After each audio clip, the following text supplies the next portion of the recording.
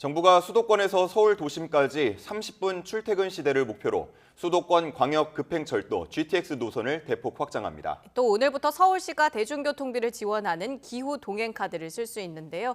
달라지는 교통정책, 유정훈 아주대 교통시스템공학과 교수와 정리해보겠습니다. 어서 오세요. 어서 오십시오. 네, 안녕하세요. 네. 자, 수도권 출퇴근 30분 네. 시대를 열겠다라면서 2기 GTX 추진을 발표했습니다. 1기 때와 어떻게 달라진 건지 먼저 큰 그림부터 설명해 주시죠. 네, 먼저 이제 일기라고 하는 ABC 노선을 좀 연장을 합니다. 그래서 가장 먼저 개통하는 이제 A 같은 경우가 파주 운정에서 이제 동탄까지인데요. 동탄에서 평택 지제까지 또 연장하는 그런 게 이제 발표가 됐고요. 예. 그다음에 이제 순서는 B시지만 C부터 시작이 됐는데 이제 C 같은 경우에는 북측으로는 이제 덕정에서 위로 동쪽을 올리고요. 아래가 중요한데 수원에서 있던 거를 굉장히 아래까지 내립니다. 그 아산까지 예. 연장한다는 거고요. 그다음에 이제 B 같은 경우도 지금 이제 마석에서 이제 까지인데 지금 춘천까지도 연결한다는 이제 이런 게 일단 먼저 기존 1기 GTX의 연장이 있고요. 이제 그다음에 이제 DEF라고 하는 2기 GTX가 이번에 이제 발표가 됐습니다. 근데 D가 이제 가장 중요한 이제 노선인데 이게 모양이 이렇게 이제 더블 Y자 형식으로 되어 있습니다. 이제 예. 그래서 이제 서측으로 보면은 한참 이렇게 말이 많았던 이제 김포 예. 쪽에서 하나 오고요. 그다음에 인천에서 오고. 그래서 이제 대장이라는 신도시에서 만나서 이게 핵심적으로 이제 그 서울 강남 이제 지나서 예. 이제 삼성에서 하나는 쭉 연결돼서 잠실 강동으로 해서 이제 하남 교산 신도시로 가는 거고요. 예. 또 하나는 이제 아래쪽으로 내려와서 사실 소외 지역이었죠. 이제 광주, 이천 거기서 이제 원주까지 이어지는. 지금 보이는 저 네네네, 분홍색선이 그렇습니다. D D입니다. 노선인 네, 거죠? 굉장히 예. 제일 이제 더블 Y자로 이렇게 이제 복잡한 거고요. 예. 그다음에 상대적으로 이제 E는 조금 짧습니다. 이제 서측의 인천은 이제 공용이니까 주로 이제 서울에서도 사실은 강북 지역이 조금 소외 지역이지 않습니까? 그래서 강북을 이렇게 횡단해서 이제 남양주로 가는 노선이고요. 이제 F는 상대적으로 조금 이제 덜 GTX스러운 건데 왜냐하면 이제 순환선이고요. 그다음에 기존의 이제 철도를 이용하겠다라는 거고 그래서 아마도 이번 발표에서도 이제 가장 나중에 추진한다로 돼 있고요. 당장은 이제 그 우리 이번에 3기 신도시인 남양주 왕숙과 이제 교산을 연결하는 구간은 먼저 하겠다 이렇게 발표가 됐습니다. 예. 일단은 3월에 수서 동탄 구간 GTX A 네네네. 구간은 이제 저희가 타볼 수 있는 맞습니다. 거고 나머지는 언제 네, 타볼 수 지금 있는 이제 건가요? 그 A가 가장 먼저 개통을 하는데요. 말씀하신 대로 3월에 이제 그 남측 구간 그러니까 수서에서 동탄은 이제 개통이 되고요.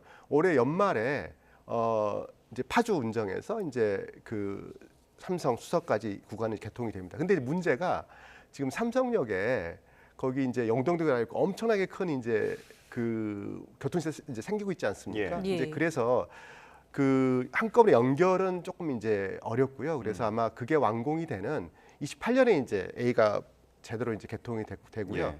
그다음에 이제 C는 엊그제 착공을 했고요. 그다음에 B도 뭐 곧 착공을 한다니까 예. 아마도 이제 뭐 30년 전에 ABC 정도는 이제 우리가 탈 수 있지 않을까라는 예. 기대를 해봅니다. 파주부터 A가 노선이 먼저 운영되는 게 서울역까지인 거죠? 네, 그렇습니다. 네.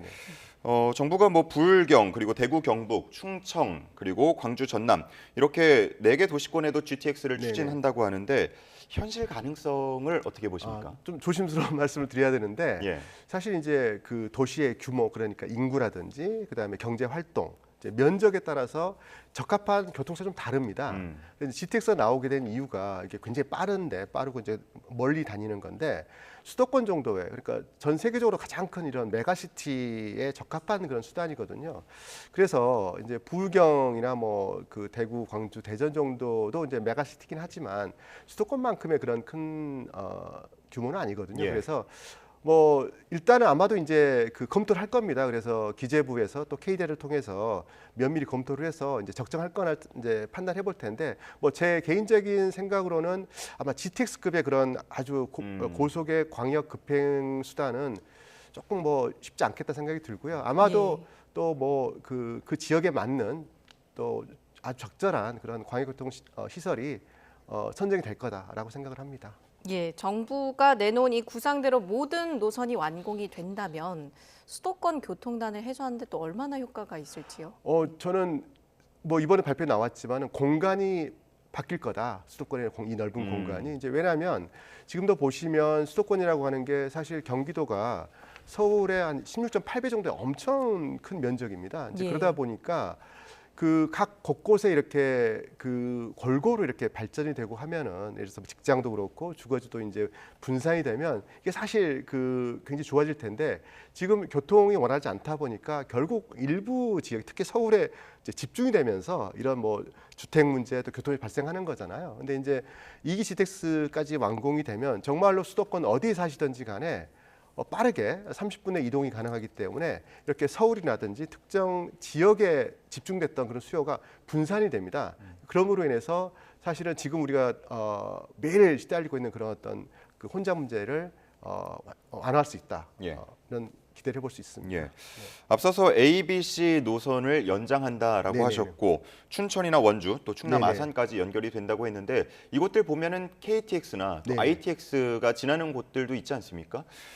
이런 연장을 하게 됐을 때 이용객들이 얼마나 될지도 우려 혹은 궁금하네요. 굉장히 정확한 지적이신데요.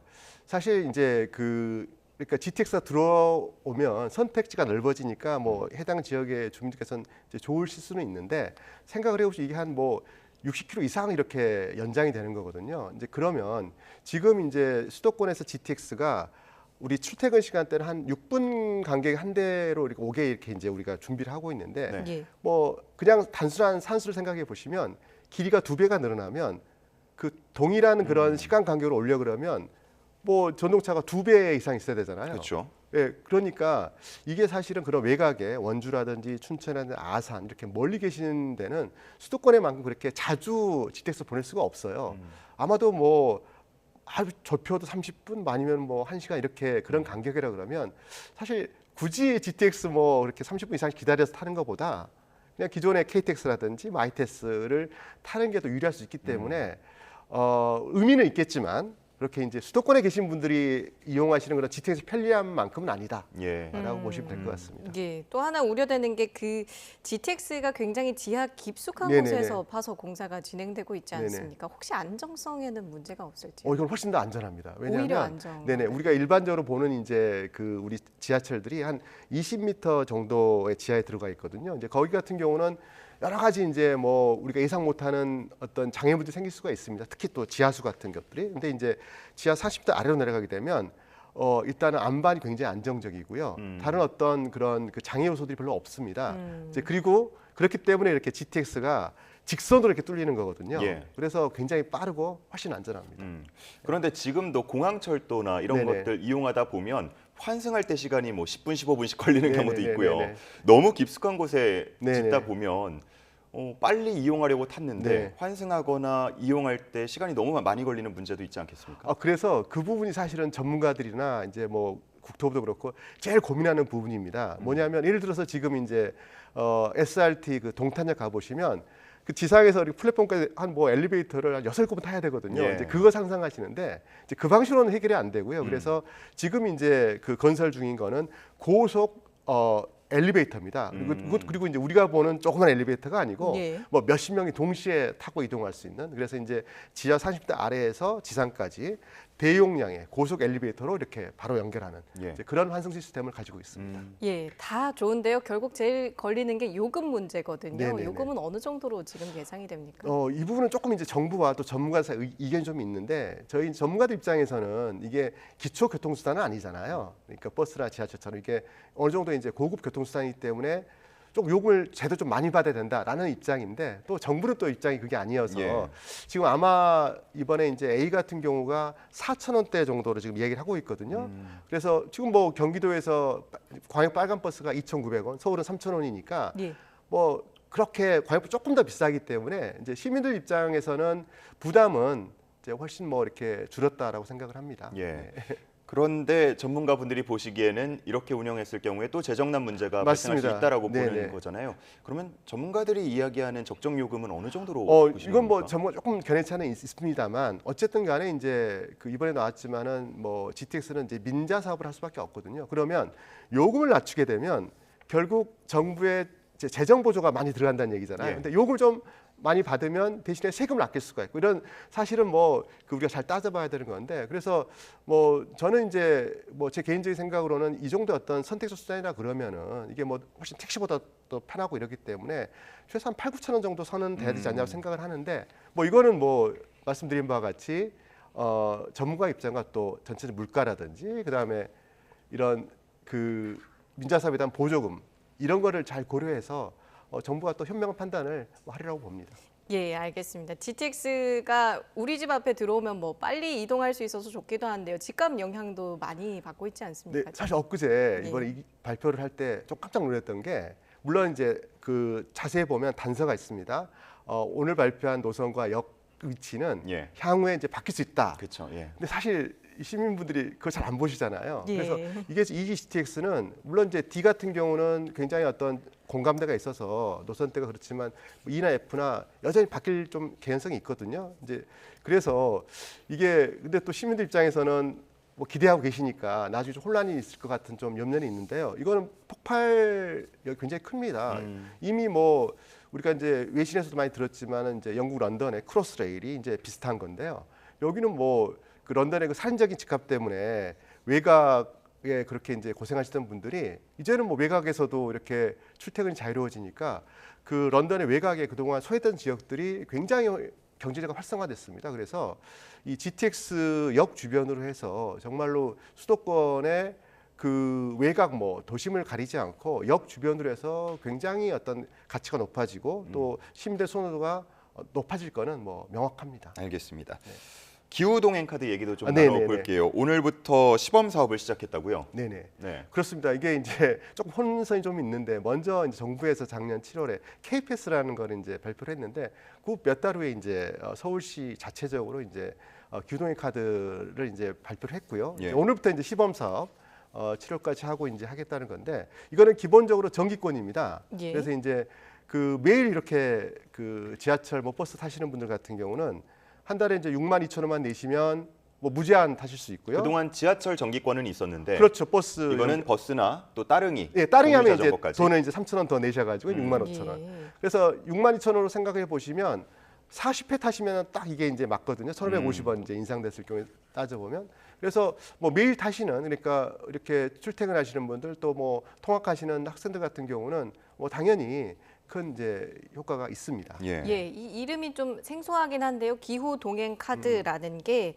카드 이름대로 대중교통 이용을 늘려서 기후 위기를 같이 막아보자 이런 취지거든요. 그렇습니다. 우리나라보다 먼저 도입한 다른 나라도 있었습니다. 어떤 효과가 있었나요? 네, 뭐 이제 말 그대로 요즘 이제 탄소 중립, 기후 위기 대응이 가장 큰 중요한 어떤 정책 목표입니다. 뭐 재작년이죠. 독일에서 9유로 카드 굉장히 인기가 있었잖아요. 예, 그래서 그게 이제 그 효과가 있어서 작년 5월입니다. 이제 독일에서는 이제 49유로라 그래가지고 49유로를 내면은 이제 무제한 탈 수 있는 거를 하고 있고요. 그래서 효과가 이미 이제 검증이 됐습니다. 뭐 대중교통 이용객이 뭐 25% 정도 늘어났고, 뭐 전문가 조사해 보니까 우리 탄소 배출량 감소도 뭐 한 180만 톤 정도 됐다고 하니까 효과가 확실히 있는 거고요. 그다음에 파리도 이제 조금 더 요금은 비싸지만 파리도 도입을 했고, 그다음에 오스트리아 같은 경우도 이제 연강국. 그래서 유럽에서는 이렇게 이제 그 저렴하게 정액권, 정기권을 도입해서 대중교통 이용을 이제 유도하는 게 어떤 트렌드가 됐다고 봅니다. 예. 지하철 하면은 또 만성 적자 네네네, 얘기가 네네. 빠질 수가 네네. 없어서 이러한 무제한 교통카드 시행을 하게 되면은 우려의 시선도 있을 것 같은데요.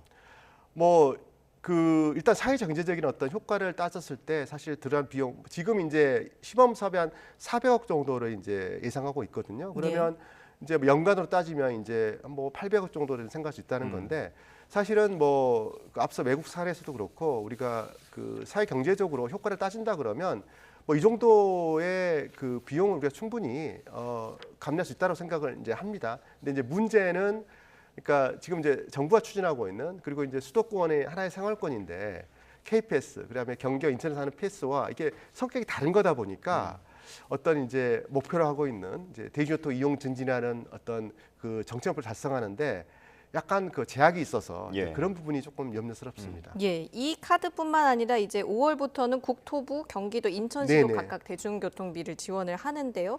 요 기후동행 카드 포함해서 어떤 점 기준으로 선택을 하면 좋을까요? 네, 그 기후동행 카드는 말 그대로 이제 한 달에 내가 그 20일 이상 탄다 이러면은 정기권이 좋죠. 예. 근데 이제 K패스 같은 경우는 이제 15번 이상 때부터 이제 우리가 환급을 받기 때문에 내가 뭐 매일 타시는 분도 당연히 장점이 있지만 내가 뭐 그 매일 타지는 않지만 그래도 뭐 꽤 뭐 일주일에 몇 번씩 탄다라고 하시는 분들도 굉장히 효과가 있습니다.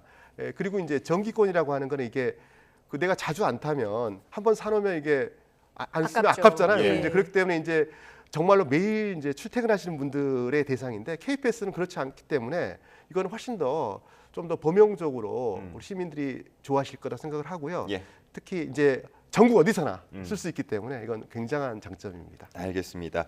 자, 이렇게 새해 달라지는 교통 정책에 대해서 유정훈 아주대 교통시스템공학과 교수와 정리해봤습니다. 말씀 고맙습니다. 네, 감사합니다.